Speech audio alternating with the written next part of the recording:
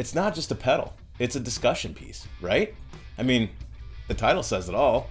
Bad Monkey. How great could it be? Let's get into it.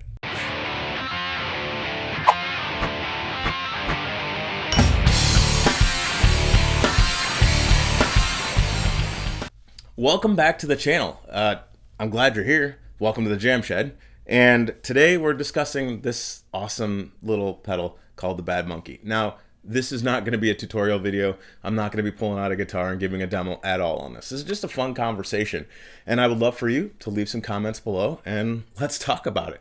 So this pedal is fascinating to me. I got this a long time ago, probably 20 years ago. A buddy of mine gave it to me because he had duplicates and you could get them fairly cheap back then. And then all of a sudden, a video happens and this thing blows up because it's been compared to a Klon. And that is just fascinating to me. It told me two things. One, hey, start twisting knobs because you might actually have a Klon and not know it.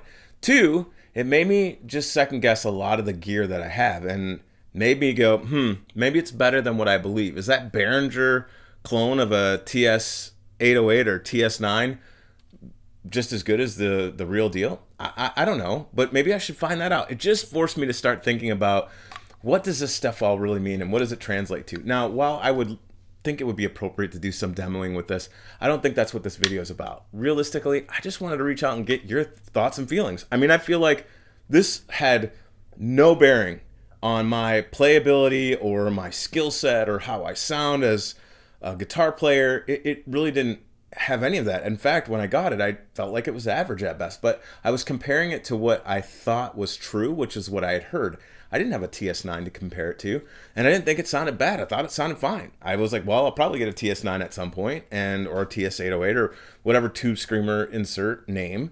And yeah, I wasn't knocked out by it, but I also didn't have any other reference point.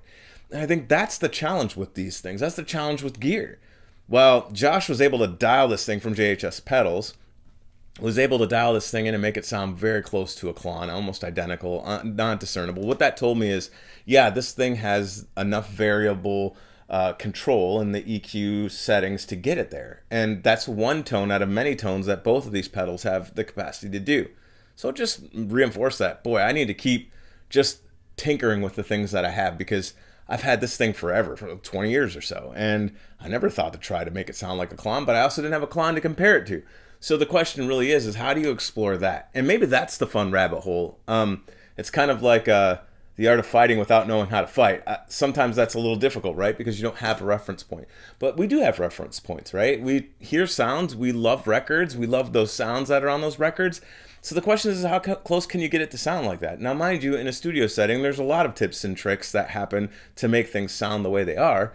But again, it goes back to what I think this channel is going to be all about as it unfolds. It's like, hey, explore, have some fun.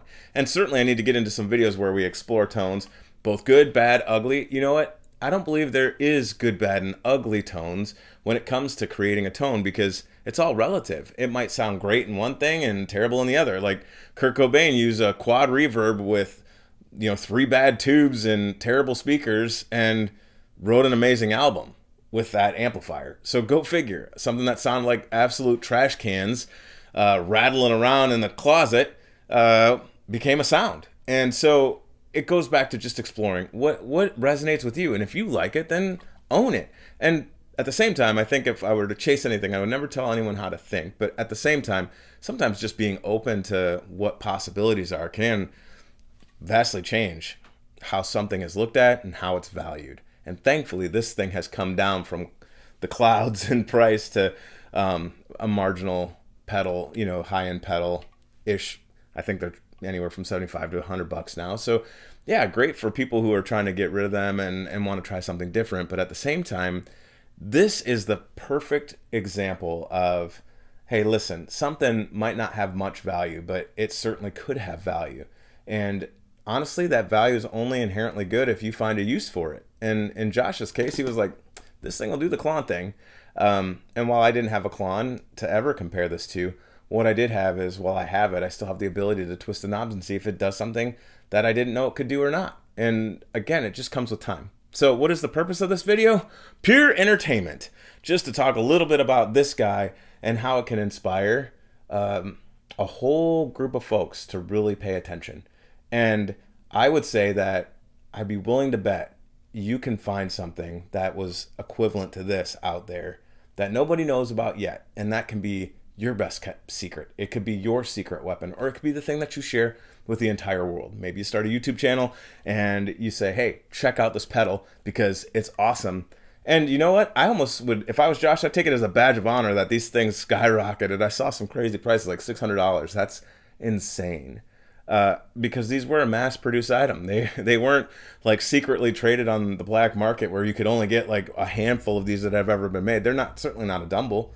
Wouldn't that be cool? I don't own a Dumble, but yes, probably not doing double sounds. But you get where I'm heading with this. It's really fascinating about how something could be so polarizing and yet so sought after, but in a very short period of time, make a shift. And so it could go one way or the other. Here's the thing. I want to be able to wade into the water and not worry about the tidal wave coming. So how do you do that?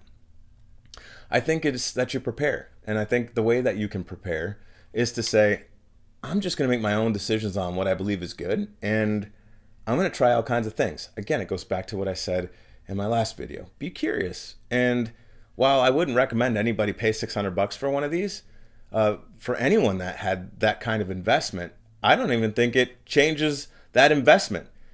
If anything, it inspired you, and it's something that you're going to hang on to. So sometimes the price of admission is our wallet, but it doesn't always have to be. And so, hey, if you haven't had a chance today, I would encourage you to go grab a guitar, find a pedal, or find something in your arsenal. I don't care if it's the thing that you grabbed 10 minutes ago, and get inspired. Get out there and play. And we'll see you on the next one. Have a great day, everybody.